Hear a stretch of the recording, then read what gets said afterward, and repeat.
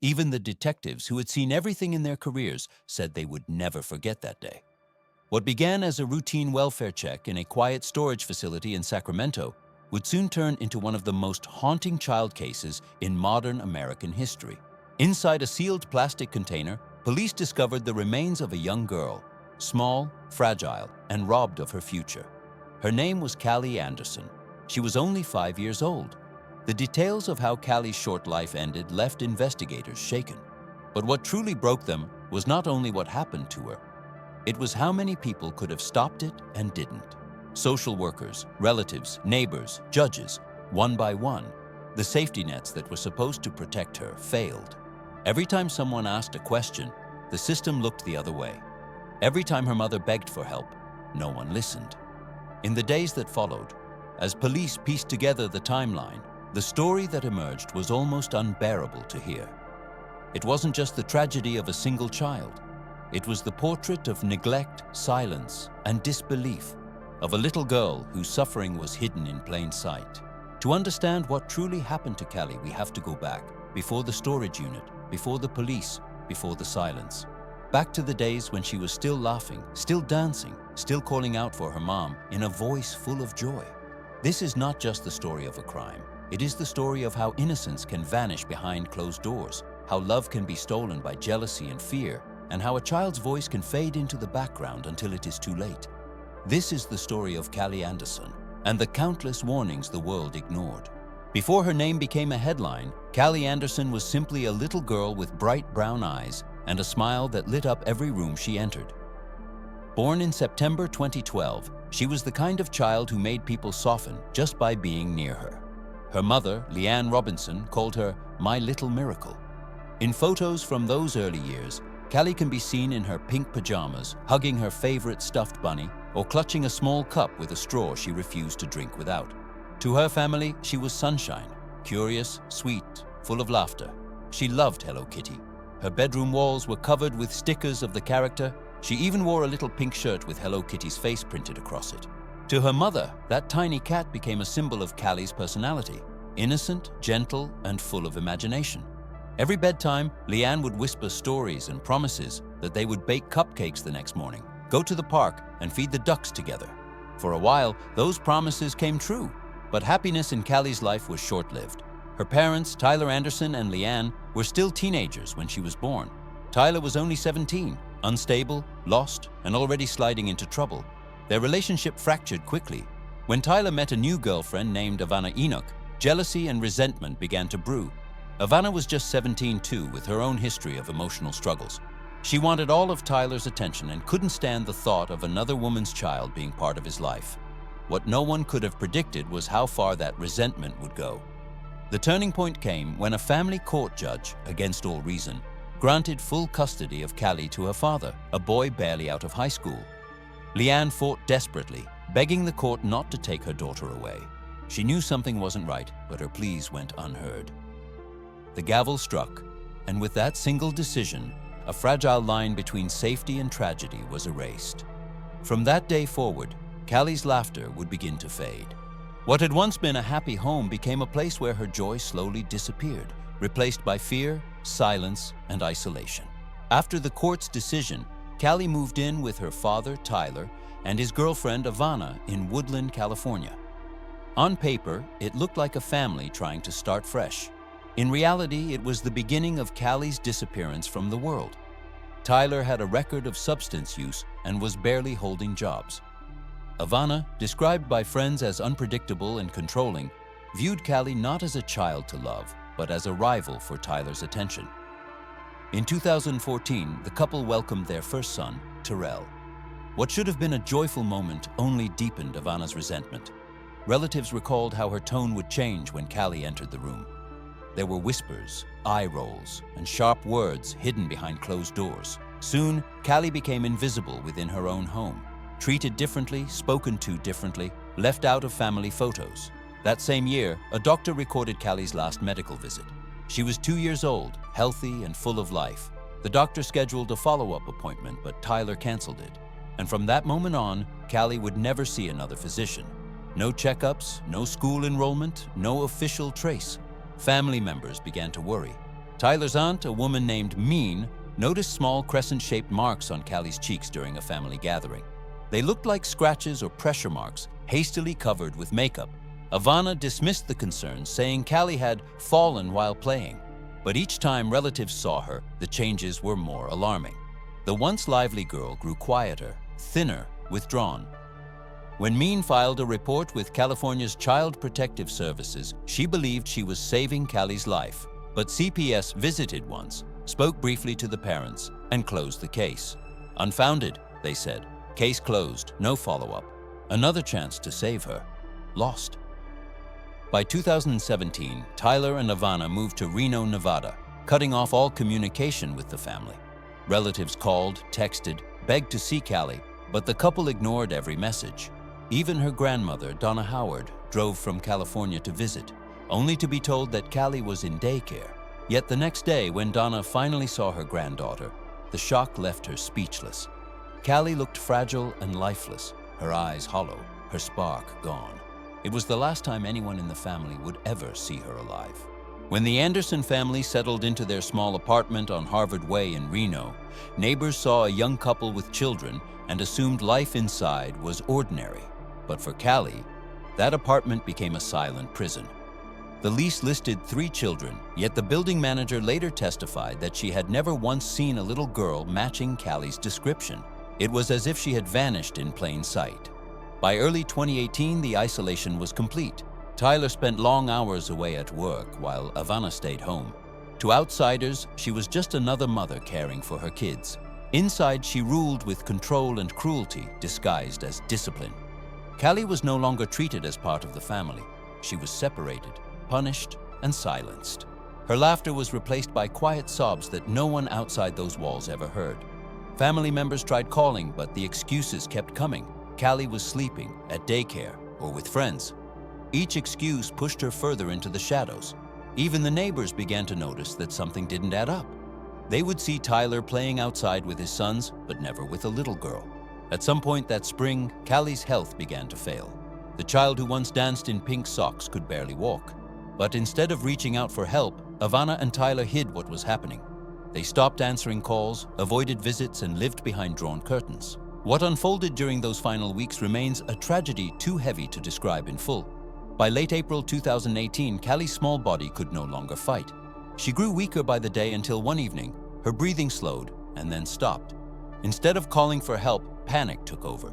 Tyler and Ivana decided to hide what had happened, to pretend nothing had gone wrong. They placed her body inside a duffel bag, then sealed it within a blue plastic container. For weeks, that container sat in their apartment, silent and hidden, while life went on around it. When the smell became impossible to ignore, Tyler loaded the container into his car and drove it across state lines to Sacramento, claiming it contained storage boxes. He rented a unit and left it there, locked and forgotten. But secrets never stay buried. Within days, a worker at the facility opened the unit, saw what was inside, and immediately called the police. What they found would haunt them forever, not only for what it revealed, but for what it said about every person who had failed to protect that little girl. When detectives arrived at the storage facility in Sacramento, the air was thick with unease. The man who had rented the unit, Tyler Anderson, was quickly identified. He had told the facility manager he only needed a place for a few boxes. That lie began to unravel within hours. Investigators traced the rental back to Reno, Nevada, and soon realized the unimaginable. This was not a missing persons case. It was the end of one. Tyler was arrested during a traffic stop while heading back toward the storage site. In his car, police found cleaning supplies, lighter fluid, and a small box of matches. His intentions were clear. He had planned to destroy whatever evidence remained. Back in Reno, detectives entered the family's apartment, and what they saw inside confirmed the scope of the tragedy. The home was in disarray. 2 small boys were found hungry and frightened.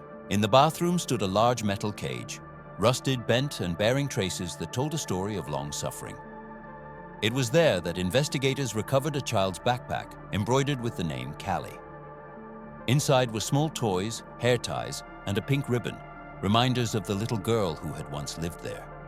Every corner of the apartment seemed frozen in time, haunted by her absence. As the investigation unfolded, Ivana was taken in for questioning. her demeanor shifted from denial to confusion to quiet acceptance. At first, she claimed not to know what had happened, but as detectives revealed what they had found, her story began to collapse. She admitted that Callie had died at home but insisted it wasn't her fault. Tyler, meanwhile, stayed mostly silent, occasionally mumbling that he didn't mean for things to go this far. When the case reached court, the evidence was overwhelming.